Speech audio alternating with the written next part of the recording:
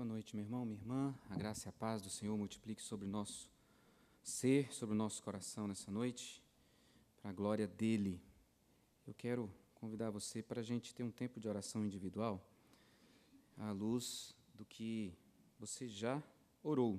Talvez não tenha prestado atenção, não tenha feito como oração, apenas como leitura, mas os versos 11 e 12 do Salmo 86, que é o texto da primeira parte da nossa liturgia, o povo transformado adora o Deus de toda glória, onde está lá todos, nós lemos todos, e eu quero te convidar para fazer essa oração.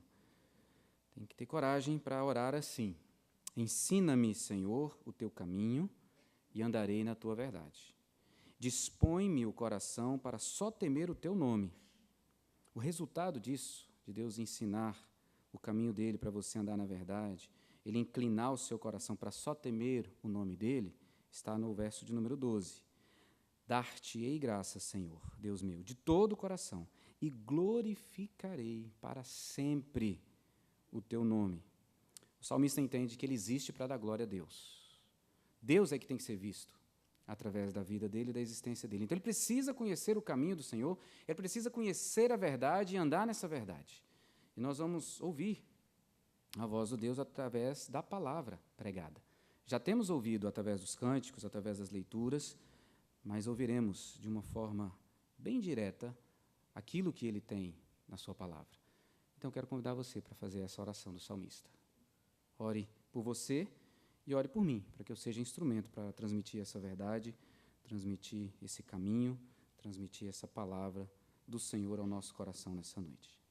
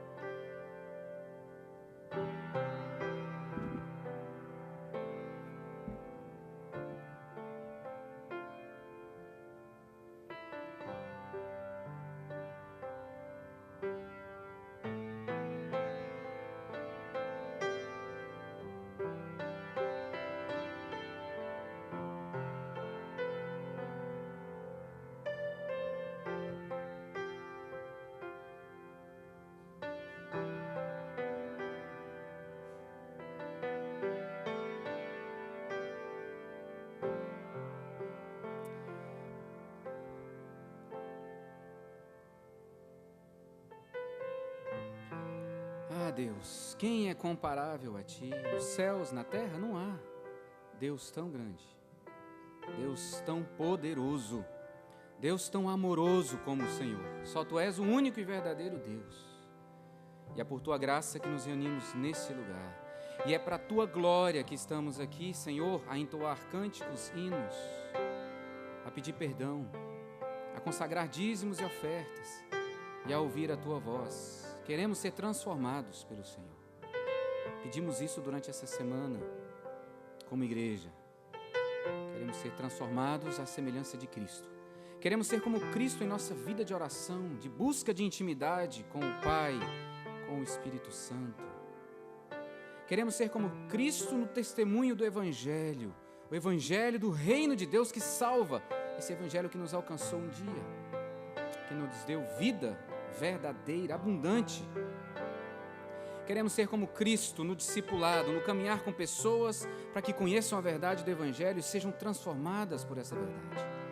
Ah, Pai, nós queremos ser como Cristo no serviço, no cumprimento da missão que o Senhor confiou a cada um de nós. Queremos usar os nossos dons e talentos para que o Teu nome seja engrandecido, para que vidas sejam transformadas. Queremos, ó Deus, ser transformados. Então ensina-nos a Tua verdade, ensina-nos o Teu caminho. Fala ao nosso coração, Pai, pois queremos temer somente o Teu nome. E queremos assim dar louvores, cantar e viver de tal forma que somente o Senhor seja visto através de nós. Queremos dar glórias ao Teu nome. Tenha misericórdia, Deus, da minha vida. Usa-me por Tua graça, embora imperfeito como sou. Usa-me para a Tua glória, em nome de Jesus Cristo. Amém. Amém. Meu querido irmão, minha querida irmã, você que nos visita aqui nessa noite. Todo ser humano possui inteligência. Uns mais, outros menos. Uns têm o QI lá em cima, outros mediano, outros... Mas todos nós temos inteligência. Todo ser humano é dotado de inteligência. Essa inteligência é que o leva ao conhecimento. Então, a inteligência permite que ele conheça as coisas, que ele assimile as informações para viver em resposta àquilo que ele conhece. Então, Deus te deu inteligência para você adquirir conhecimento e esse conhecimento te conduzir na sua vida, na sua forma de viver, nos seus relacionamentos. O que falta para muitos é sabedoria. A sabedoria é você pegar o conhecimento que você adquiriu com a inteligência e aplicar da forma correta que cumpre um propósito daquele que te criou. Então, a sabedoria depende totalmente de Deus. A sabedoria é a aplicação prática do conhecimento adquirido pela inteligência para a glória de Deus, para você cumprir o propósito de Deus. Então, nós precisamos conhecer aquilo que Deus tem para nós. Aquilo que eu e você sabemos a respeito de Deus vai definir como nós vivemos. Aquilo que nós sabemos a respeito de Deus e de nós mesmos vai definir como nós vamos viver. Se Deus é um juiz no alto e sublime trono, olhando para você o tempo todo e vendo que você está fazendo certo ou errado, para quando você errar, ele jogar uma seta, então você vai viver assim, com medo, inseguro, preso em suas performances, desempenho, tentando fazer as coisas da melhor maneira possível para escapar dos dardos desse Deus juiz. Então, o que eu e você cremos sobre Deus vai nos levar a entender quem nós somos e vai nos conduzir a uma vida dentro do propósito que Ele tem para nós. Então, nós precisamos viver para Deus do jeito que Ele preparou para a gente viver. Viver a humanidade que Deus preparou para nós, para cada um de nós, é preciso o conhecimento correto de Deus e o conhecimento correto de si mesmo. Aonde que nós encontramos esse conhecimento? Na Bíblia, na Palavra de Deus, na Escritura Sagrada. É nela que nós encontramos essa resposta. Pois quem é Deus? Encontramos na Bíblia. O que Deus fez e está fazendo? Encontramos na Bíblia. Quem é você? A sua estrutura, a sua natureza? Está revelado na Bíblia. Então, nós precisamos ir para a Bíblia. Nós vamos começar hoje uma série, O que cremos, como vivemos. Nós vamos expor a carta, nós pastores, vamos expor a carta de Paulo aos Efésios. Nós vamos começar isso hoje. E eu preciso pedir um favor para você. Não é bem um favor, né? Mas como pastor, eu vou pedir. A partir de domingo que vem, venha com a Bíblia impressa. É muito mais fácil para você enxergar o todo do livro e a caminhada que nós vamos fazer. É muito difícil você pegar essa telinha do seu celular pequenininha e ver só aquele pedacinho com aqueles versículos. Nós vamos precisar de enxergar mais. Isso tem que ter uma Bíblia impressa. Se você não tem, eu te sugiro adquirir a Bíblia comemorativa da Igreja Presbiteriana de Brasília. Você vai lá na nossa livraria, está com desconto, porque além de você ter um belíssimo histórico da igreja, você tem letra grande para você acompanhar e uma Bíblia muito boa para você acompanhar e entender essa carta. A segunda coisa que eu quero pedir para você, leia a carta aos Efésios. De uma vez só. Assustou? Não se assuste. É em torno de 15 a 20 minutos para ler a carta inteira. Quanto tempo você passa vendo os posts no Instagram? Pois é, você vai ter que tirar 20 minutos aí para você ler a Bíblia de uma sentada. Senta, ora ao Senhor.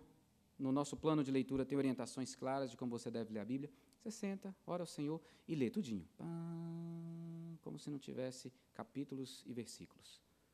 Para essa mensagem entrar no seu coração. E quando você vir para cá para ouvir o que Deus tem a falar a você, você já está sensível a voz do Espírito Santo. Ok? Abra sua Bíblia, então. Carta que Paulo escreve aos Efésios, capítulo 1.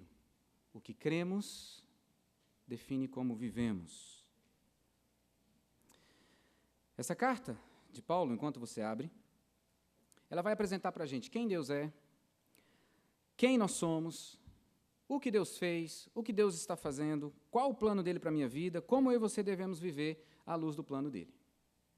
E essas são as perguntas que nós vamos responder durante esse tempo que estivermos expondo essa carta.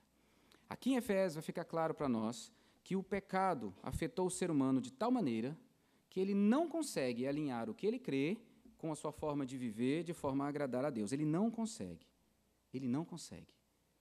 Ele pode até crer algumas verdades sobre Deus, mas ele não consegue viver isso se ele não estiver conduzido pelo próprio Deus. E tudo isso tem um objetivo.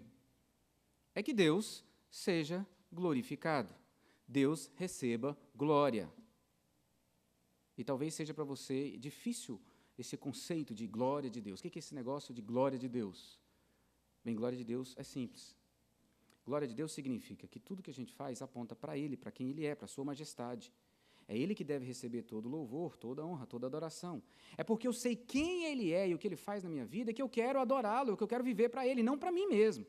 Então, dar glória a Deus é fazer tudo para que Ele seja visto, Ele seja conhecido, Ele receba louvor.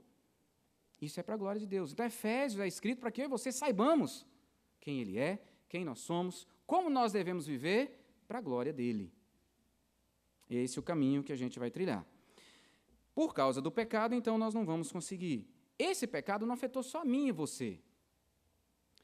Esse pecado afetou todas as dimensões da vida. Cidade, escola, trabalho, igreja, família, tudo está afetado por causa desse pecado. E Efésios, essa carta que Paulo escreve, mostra para mim e para você como Jesus, através da sua obra, o Evangelho, mudou essa história. E ele une aquilo que eu creio com aquilo que eu devo viver a partir do poder do Senhor em nós. Ele muda a história do ser humano que não consegue viver o que Deus preparou para ele viver. Há um plano de Deus que é executado por Jesus Cristo e nós vamos entender tudo isso. Muito bem. Algumas informações iniciais antes da gente fazer a leitura do texto para hoje. Não vou dar muitas informações hoje, porque você não vai guardar tudo isso mesmo, e muito provavelmente você não vai ouvir essa mensagem de novo, que está sendo gravada e vai ser disponibilizada tanto no nosso canal quanto no nosso aplicativo. Então, vou dar algumas hoje, e conforme a gente for pregando aqui, você vai recebendo outras informações. Mas o que é importante para nós hoje, nessa mensagem inicial? Primeiro, Éfeso era uma cidade bem conceituada, era um centro urbano, tinha grande importância, era a capital da província da Ásia Menor, ela rivalizava com Corinto, com Roma, era uma cidade portuária, sua localização era estratégica para rotas comerciais, então ali existiam pessoas de todo o mundo conhecido da época. Era uma cidade extremamente idólatra, ali estava o templo à deusa Diana, uma das 7 maravilhas do mundo antigo. E você depois pode ler em casa, Atos 19, a partir do verso 23, e você vai ver o reboliço na cidade, porque Paulo estava pregando o Evangelho. E eles começaram a perder lucro com aquilo que eles vendiam para adoração ao ídolo, deusa Diana. As pessoas começaram a serem convertidas pelo Espírito Santo e começaram a jogar fora os ídolos, as imagenzinhas, e começaram a não adquirir mais. Então, eles ficam revoltados e movimentam a multidão e existe um reboliço ali. E o texto diz que eles ficaram por quase 2 horas gritando: grande é a Diana dos Efésios. Grande é a Diana dos Efésios. Grande é a Diana dos Efésios. Eu só gastei, acho que 4 segundos. Eles ficaram 2 horas. Era uma cidade idólatra. Paulo escreve para uma igreja nessa cidade. Uma igreja que ele mesmo formou enquanto esteve ali. Paulo escreve essa carta entre 60 e 62 depois de Cristo. Ele estaria mais ou menos com 60 anos de idade. Ele escreve para uma igreja que tem crentes gentios, ou seja, gentios convertidos, judeus convertidos, e para uma igreja que ele passou pelo menos 3 anos ensinando o Evangelho para eles. Você vê isso em Atos de 19:1 até o capítulo 20, verso 31. Por que Paulo escreve essa carta para essa igreja? Tinha mais ou menos 5 anos que ele não tinha relacionamento com os irmãos da cidade de Éfeso. Então ele escreve porque ele quer resgatar para eles, quer que eles resgatem a importância do que é a vida em Cristo Jesus. E isso ele vai apresentar com várias aplicações. O que Deus fez e como nós devemos viver a partir do que Deus fez. Como, quando ele estava lá, essa igreja entendeu o Evangelho e saiu para pregar nas cidades vizinhas, muitos foram se convertendo. Paulo não estava lá para dar o ensino e nem tinham pessoas tão bem formadas para dar o ensino.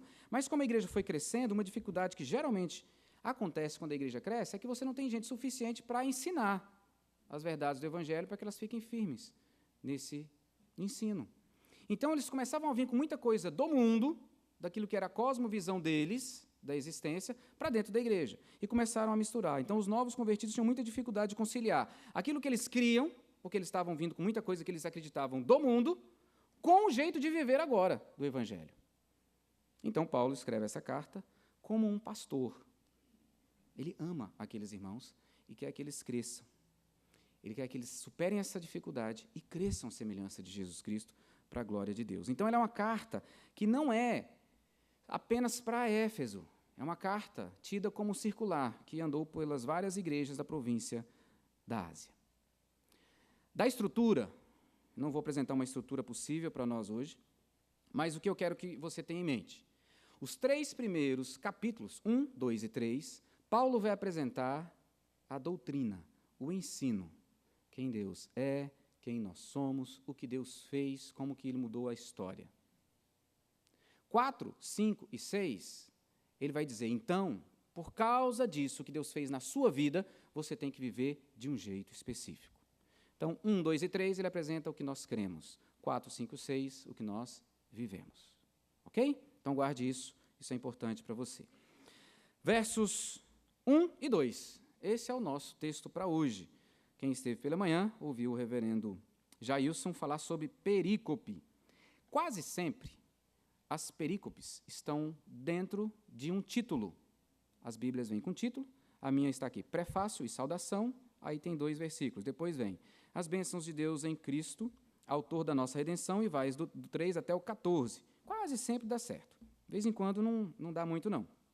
Para facilitar para você, olha aí na sua Bíblia, quem está com a Bíblia impressa, talvez no aplicativo tenha também, não todos têm, mas a palavra Paulo tem um P em negrito. Graça, que é a primeira palavra do verso 2, não está com a primeira letra em negrito. Mas bendito, no verso 3, a primeira palavra está em negrito. Confere aí? Pois é, isso significa que 1 e 2 é uma perícope, e em 3 começa outra perícope.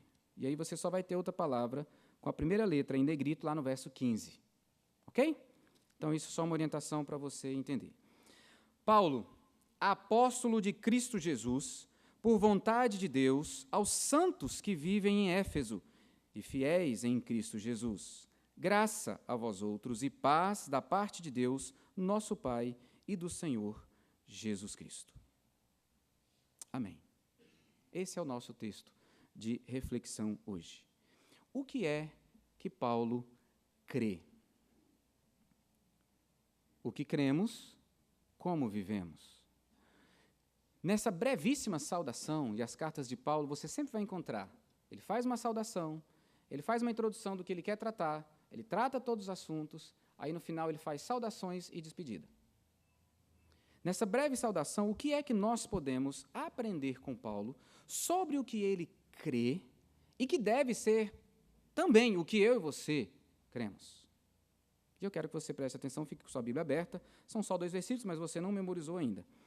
O que é que Paulo crê? E nessa saudação há declarações importantes. A primeira coisa, Paulo sabia quem ele era, e ele deixa isso claro. Veja aí comigo no verso de número 2. Graça a vós outros e paz da parte de Deus, nosso Pai. Ele sabe de quem ele é filho. De quem ele é filho? Pai. Que pai ele está falando? Deus. Deus. Deus. Da parte de Deus, nosso Pai. A primeira coisa que eu e você precisamos saber é quem nós somos em Deus. Você é filho de Deus? Essa é a primeira resposta que você precisa dar. É a resposta mais importante da sua vida. Alguns vão dizer, pastor, todos são filhos de Deus, porque Ele criou todos, e Ele é o Pai de todos. Tem uma diferença importante aqui, e eu quero que você preste muita atenção, deixa marcado em Efésios e abra em João, capítulo 1, verso de número 12.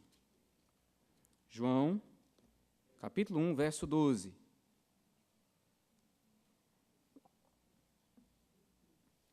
Mas a todos quantos o receberam, deu-lhes o poder de serem feitos filhos de Deus, a saber, aos que creem no seu nome, os quais não nasceram do sangue, nem da vontade da carne, nem da vontade do homem, mas de Deus. Por esse texto, quem é filho de Deus? Quem crê em Jesus Cristo. E ele não crê por vontade própria, ele crê por vontade de Deus, que o leva a crer. Então, filho de Deus é quem crê em Jesus Cristo como seu Senhor e Salvador. E é adotado. O ensino de adoção você vai ver muito fácil e muito claro na carta aos Romanos. Filho de Deus em Cristo é todo aquele que crê e confessa Jesus como seu Senhor e Salvador. Recebeu vida eterna. E os outros? Os outros são filhos de Deus em Adão, condenados à perdição eterna. Por quê? Porque ainda que filhos de Deus não obedecem a Deus como pai. São filhos rebeldes, como na parábola do filho pródigo. São filhos que não querem saber do pai. Filhos que não obedecem à vontade do pai. Filhos que não vivem para a glória do pai. Filhos que estão distantes do pai. Esses estarão distantes do pai pela eternidade. Aqueles que creem em Jesus como Senhor e Salvador são verdadeiros filhos. E Paulo se enxerga como esse filho, de quem foi transformado pelo poder do Evangelho. E essa é a primeira pergunta que eu preciso fazer para você aqui. Você é filho de Deus em Cristo? Você é filho de Deus em Cristo, porque se você não for, você não vai conseguir nem entender, nem viver o que nós vamos estudar daqui para frente. E essa é a resposta mais importante da sua vida, porque diz respeito à sua eternidade. O seu pecado te afasta de Deus e você não consegue fazer nada para pagar a dívida que existe por causa do seu pecado. O seu pecado de rebeldia, de autonomia contra Deus, te afasta de Deus e te condena a uma eternidade distante de Deus. Inferno. E alguns já vivem o inferno aqui porque estão distantes de Deus aqui. Então essa é a primeira pergunta. Paulo sabe muito bem quem ele é. Ele é filho.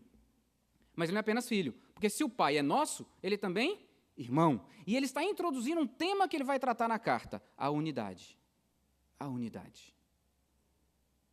Eu sou filho do pai e sou irmão de vocês. Nosso pai.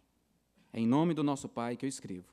Até o capítulo, para você conhecer Paulo, e vale a pena conhecer Paulo, você deve ler a carta, o livro de Atos dos Apóstolos e as cartas que ele escreveu. E aí você vai juntando as informações e você conhece Paulo. Por exemplo, até o capítulo 13, verso 7 de Atos, o nome dele é Saulo. Depois, ele começa a se chamar Paulo. O Lucas começa a se referir a ele como Paulo. Saulo significa pedido a Deus, de origem hebraica. Paulo é pequeno ou menor. E era assim que Paulo se considerava. O menor de todos os apóstolos. O maior pecador. Ele sabia quem ele era. E ele mesmo passa a se denominar Paulo. Paulo sabe que ele é hebreu, isso você vê em Filipenses 3, 5, 6. Ele sabe que ele era fariseu, Atos 23, 6. Ele sabe que é um cidadão romano, Atos 22, 28. Ele sabe das suas capacidades. Paulo era poliglota. Ele falava, pelo menos, grego, hebraico, aramaico e latim. Paulo era conhecedor dos filósofos gregos, pois ele cita em várias das suas cartas. Ele sabia quem ele era, mas o mais importante, o que ele coloca aqui, quando ele se apresenta na saudação à igreja, não é, eu sei falar latim, sei falar grego, aramaico, então sou capacitado para falar para vocês, eu sou romano, eu sou fariseu, eu sou... Não, ele fala assim, eu sou filho do Pai. Porque é o mais importante para mim e para você. Não são os cursos que nós temos, os títulos que nós temos, a grana que nós temos. É quem nós somos em Deus. Filho de Deus. Vamos lendo as cartas, você vai, por exemplo, ver Paulo dizendo, eu sou o menor dos apóstolos, 1 Coríntios 15, 9. Eu sou o menor de todos, Efésios 3, 8. 1 Timóteo 1, 15, eu sou o principal dos pecadores. 2 Coríntios 12, 11, eu nada sou. É importante a gente conhecer o próprio coração, meus irmãos, para sempre submetê-lo ao único e verdadeiro Deus. Paulo sabia quem era, e quem ele era por vontade de Deus. Ele sabia. Você sabe quem você é em Cristo? Você é um cristão, você é um seguidor de Jesus Cristo. A sua vida pertence a Ele, você vive para a glória dEle? Ou você vive para a sua própria glória? Os versos de 3 a 14, que nós não vamos estudar hoje, apenas nesses versos, nesses 12 versos, nós vamos encontrar a expressão para a glória de Deus 3 vezes. E ele está introduzindo a carta. Eu e você vivemos para a glória de Deus. Isaías 43, 6, 7 e 21 vai dizer que Deus criou cada um de nós para a glória dele. Nós existimos para o louvor dele. Você sabe quem você é em Cristo? Você tem buscado, então, refletir, se você é um seguidor de Cristo, quem Cristo é? E essa é a primeira informação. Porque se eu sei que eu sou seguidor de Cristo, como é que eu vou viver? Como seguidor de Cristo. É assim que funciona. Se eu não sou, eu vivo como quem não é. É simples assim. É só você olhar um pouquinho para a sua realidade. A primeira informação, então, que Paulo traz para a gente é quem ele é. Eu e você precisamos saber quem nós somos. E a pergunta dessa noite para você é filho de Deus em Cristo Jesus? Essa é a pergunta mais importante da sua vida. A segunda coisa é que Paulo sabia o que ele tinha que fazer. Se ele é filho de Deus, por causa da graça em Jesus, então ele sabe o que ele tem que fazer. Paulo, apóstolo de Cristo. Paulo, que fala que é um apóstolo. Apóstolo é mensageiro, alguém enviado com ordens de outro. Abra comigo, em Atos, capítulo 9. A partir do verso de número 15, nós vamos encontrar Jesus Cristo falando com Ananias para ir orar por Paulo. Ananias não quer de jeito nenhum. Por quê? Porque Saulo está perseguindo a igreja. Só que Saulo caiu do cavalo, está cego, está em jejum, ele era temente a Deus, e como ele não entendia porque estava cego, está ali buscando a Deus, e Ananias é enviado por Jesus Cristo para falar com Paulo. E olha só o que Jesus diz para Ananias. Verso 15 do capítulo 9 de Atos. Vai, porque este é para mim um instrumento escolhido para levar o meu nome perante os gentios e reis, bem como perante os filhos de Israel. É para ele pregar para todo mundo. Verso 16. Pois eu lhe mostrarei quanto lhe importa sofrer pelo meu nome. E ele vai sofrer para ser fiel e pregar essa palavra aos gentios, a reis e a todos os filhos de Israel. Então Ananias foi. Precisamos obedecer a Deus. E entrando na casa, impôs sobre ele as mãos, dizendo, Saulo, irmão, o Senhor me enviou, a saber, o próprio Jesus, que te apareceu no caminho por onde vinhas, para que recuperes a vista e fiques cheio do Espírito Santo. Imediatamente lhe caíram dos olhos como que umas escamas, e tornou a ver. A seguir levantou-se e foi batizado. Olha o nosso irmão Saulo sendo redimido. E ele sabe, então, que ele tem um chamado. Eu tenho que pregar o evangelho. Por isso que ele diz que ele é apóstolo. Eu sou enviado por Jesus Cristo, tenho que testemunhar do evangelho da salvação. Esse é o propósito de Deus para a minha vida. ele é chamado para isso. Todo o conhecimento, toda a preparação, tudo aquilo que ele era, ele não coloca aqui como apresentação. Como apresentação, ele coloca: eu sou filho de Deus em Cristo Jesus e eu sou apóstolo, enviado para pregar e testemunhar desse evangelho. Bem, essa é a realidade de todo aquele que crê em Jesus Cristo. Todo aquele que é transformado em filho de Deus em Cristo Jesus, torna-se um enviado para proclamar o evangelho. Todo, viu, Reinaldo? Nós somos, cada um de nós que cremos e confessamos Jesus. Somos enviados para fazer o quê? Olha só, capítulo 3, verso 8, volta lá para Efésios. Ele diz assim: a mim, o menor de todos os santos, santos são aqueles que são convertidos e estão no processo de santificação pelo Espírito Santo.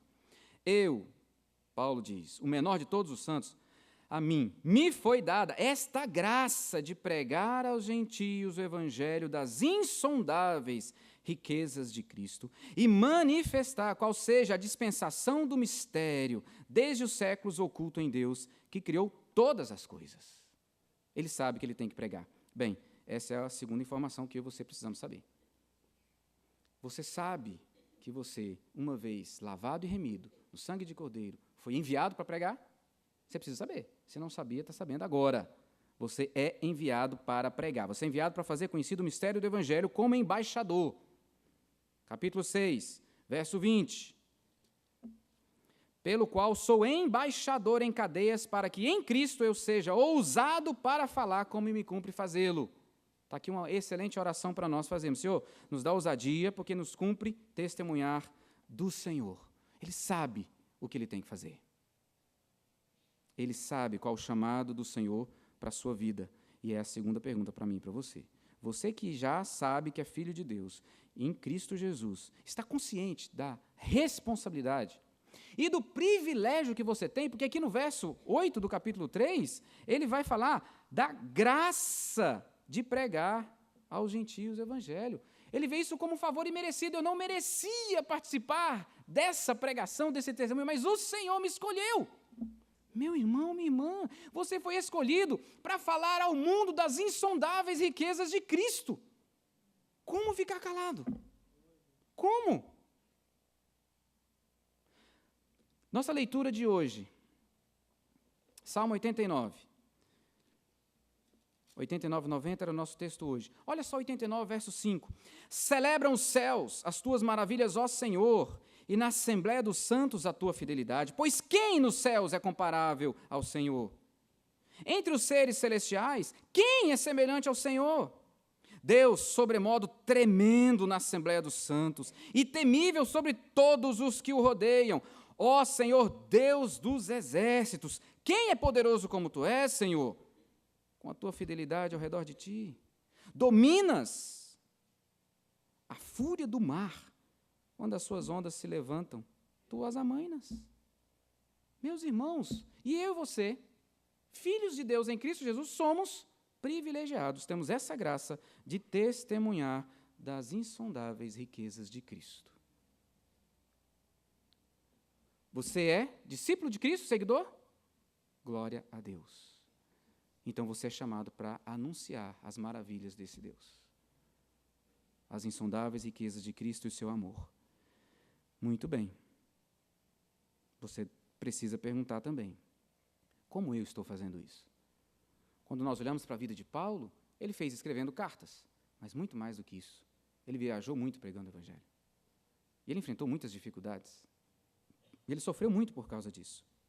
Então, eu e você precisamos responder a esse chamado. Para a gente encerrar, Paulo sabia quem ele era, sabia o que ele tinha que fazer, mas ele sabia que quem ele era e o que ele faria dependia totalmente de Deus. Ele não confiava em quem ele era. Ele não confiava no poder, na sabedoria, no conhecimento que ele tinha. Ele confiava em Deus. Olha comigo no verso de número 1. Paulo, apóstolo de Cristo Jesus, por vontade de Deus. Por vontade de Deus. Não foi a minha vontade que me tornou apóstolo, não foi a minha vontade que me tornou filho de Deus, foi a vontade dele. Ele quis fazer isso. Então, Paulo é consciente que a vontade soberana faz de homens e mulheres pecadores, pessoas redimidas, transformadas e capacitadas para transmitir o Evangelho, para servir com seus dons e talentos. Então, o que ele quer é que nós vivamos para ele, para que ele seja visto e seja adorado. Por isso que ele nos envolve na sua graça, como Paulo vai dizer, graça a vós outros e paz da parte de Deus, nosso Pai, e do Senhor Jesus Cristo. Ele nos envolve em sua graça e nos transforma como instrumentos úteis nas suas mãos. Então, nós precisamos entender e conhecer para viver. Notem aqui, meus irmãos, a sequência dele. Paulo diz que ele é apóstolo, pela vontade de Deus, e ele está escrevendo para quem? Para santos. Santos e fiéis não são pessoas sem pecado. Ninguém é santo em si mesmo. Nós vamos ouvir várias instruções, orientações e exortações. Sede santos, porque eu sou santo. Mas o mesmo Deus que diz, lá em Levítico, sede santos, porque eu sou santo, ele diz, eu sou o Deus que vos santifico. Então, o que ele quer de mim e de você é que nós nos coloquemos diante dele e façamos uma entrega. Coloquemos a nossa vida e peçamos, Senhor, transforma-nos. Transforma-nos, Senhor, porque nós não conseguimos transformar a nós mesmos. E nós fizemos isso durante essa semana. Quem consegue ser fiel? Quem consegue ser santo? Quem consegue não pecar? Sozinho ninguém. Em Cristo, todos aqueles que são seus filhos. Somente a partir da bênção, da graça de Deus sobre a sua vida, que foi vontade de Deus e que é vontade de Deus, é que nós nos tornamos santos e fiéis e podemos viver como Paulo. Lá, na primeira carta que ele escreve aos Coríntios, capítulo 15, verso 10, ele vai dizer que tudo o que ele é, ele faz por causa da graça, trabalhando para o Senhor por causa da graça, a graça que é sobre a vida dele. E há mais ou menos uma diferença de 8 a 10 anos da carta que ele escreve aos Coríntios para essa carta. 10 anos atrás, ele já descansava na graça de Deus. Ele continua descansando nessa graça, porque não tem nada melhor na sua vida do que descansar na graça de Deus. É por isso que o salmista vai gritar que a tua graça é melhor do que a vida. A vida aqui é nada diante da graça que nos concede vida eterna. Meu querido irmão, minha querida irmã, tanto o ser como o fazer está na dependência de Deus. A graça de Deus está sobre você, a quem Ele levou a crer em Cristo e tornou você um filho de Deus, em Cristo Jesus. A graça de Deus está sobre você, te capacitando para servir, cumprindo o chamado, o enviado para proclamar as insondáveis riquezas de Cristo. Isso para a glória de Deus. Não para a sua, para a glória de Deus. Não para a glória da Igreja Presbiteriana de Brasília, para a glória de Deus. Há muito que a gente vê em Efésios, por hoje é só. Eu quero chamar a sua atenção para esse momento final de conclusão. Nós demos o primeiro passo só, por isso você precisa ler, para que essas verdades vão enchendo o seu coração e fique mais fácil quando você chegar aqui e o Espírito Santo abrir sua mente e você ser cheio dessa palavra, porque o que você crê define como você vive. O que nós vimos? Nós precisamos saber quem nós somos. Você é um discípulo de Cristo. Nós precisamos saber o que fazer, nós precisamos testemunhar do Evangelho. Enquanto vivemos, o nosso alvo é testemunhar do Evangelho. Parêntese. Testemunhar do Evangelho não é o primeiro alvo da sua vida. O primeiro alvo da sua vida é dar glória a Deus. Então, testemunhar do Evangelho, você vai fazer para dar glória a Deus, mas o seu alvo é glorificar a Deus. O seu alvo é dar glória a Deus. Então, nós temos falado aqui esse ano que precisamos priorizar a evangelização, discipulado e a nossa comunhão, a nossa unidade. Ok. Isso aqui tudo tem um objetivo maior, que é a glória de Deus. Cuidado, o nosso coração é rápido para inverter as coisas. Então, o que você quer? Tornar Deus conhecido, adorar a Deus com todas as suas forças. O que você vai fazer para isso? Você vai evangelizar, você vai discipular, você vai adorar a Deus com seus irmãos na igreja, a comunhão, você vai lutar para preservar a unidade, você vai perdoar, você vai pedir perdão. E nós vamos ver todas essas temáticas na carta aos Efésios. Em terceiro lugar, você precisa descansar na graça. Você precisa reconhecer que quem você é e o que você for fazer depende da ação graciosa de Deus. Você precisa depender do Senhor. Você não pode confiar em você. Paulo não confiava nele. A carta aos Efésios é uma carta cheia de graça e cheia de esperança, porque diz aquilo que nós cremos que vai nos capacitar para viver.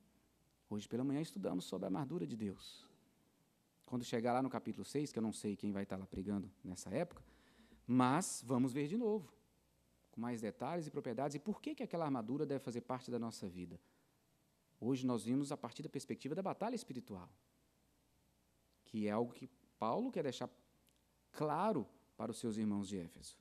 Mas aqui nós temos um resumo das boas novas do Evangelho e suas implicações para a nossa vida.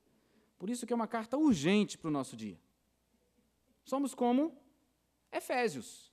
Vivemos numa cidade idólatra, vivemos numa cidade urbana e muito conhecida, com gente de todos os lugares, todas as culturas, cuja cultura vai nos influenciando. Então, a gente não consegue crer e viver. A gente crê, mas algumas coisas deste mundo, onde nós estamos, nos impedem de viver. E a carta que Paulo escreve aos Efésios vai nos ajudar nisso. Porque quando essas informações começarem a entrar na nossa mente, o Espírito Santo vai formando isso e nos dando condições de viver. De viver. Quem somos, o que cremos sobre Deus e nós mesmos, o que Deus fez e faz por nós e em nós, o que temos que fazer, como servir, como viver, tudo isso nós vamos ver na carta que Paulo escreve aos Efésios. Seremos estimulados a falar com Deus, a confiar em Deus, a depender de Deus, a viver para a glória de Deus. Pode anotar isso aí, porque você vai experimentar isso, meus irmãos. E não é porque eu estou falando, é porque é o poder da palavra do Senhor. É isso que ela faz na vida da gente. É isso que ela faz. Eu e você precisamos ter uma clara definição. Eu sou filho de Deus. Glória a Deus. Eu vivo para testemunhar as insondáveis riquezas de Deus. Glória a Deus. Eu dependo totalmente de Deus para viver para Ele, para falar dEle. Glória a Deus. Eu peço que você feche os seus olhos e faça uma oração. E eu quero dar uma palavra para você que está aqui nessa noite e que talvez não conheça Deus como seu Pai em Cristo. Ele é só o seu Pai que te criou, mas você não anda com Ele, você não obedece ao seu Pai. Você está em rebeldia, aquilo que Ele diz para você fazer, você não quer fazer. O que Ele diz para você ser, você não quer ser. Só que isso tem acabado com você. Isso tem roubado a sua paz, porque não tem paz fora de Cristo. O convite nessa noite, da parte do Senhor, é: vem ser meu filho. Eu quero que você seja meu filho e minha filha. Eu quero que você viva tudo o que eu preparei para você. E você não vai conseguir pelas suas próprias forças. É Deus que está te oferecendo e te chamando em graça e em amor. O que você precisa fazer? Renuncia à sua vida. Renuncie a si mesmo, essa vontade egoísta de viver para si. Reconheça seu pecado de rebeldia e de autonomia e entregue a sua vida a Cristo. Porque Ele vai te dar condições de viver tudo o que Ele preparou. E aí você vai ver que maravilhosa vida. Não é uma vida sem problemas, mas é uma vida descansada, sustentada na graça do Deus Todo-Poderoso. Senhor, nosso Deus e nosso Pai, nós reconhecemos a Tua bondade, as Tuas maravilhas e Teu grande amor e poder. Somos o Teu povo transformado. Por isso ouvimos a Tua palavra e somos renovados com a certeza de que somos Teus filhos por Tua graça, de que fazemos o que fazemos por Tua graça e precisamos sim, Pai, testemunhar desse Evangelho para que muitas pessoas creiam e recebam vida nova.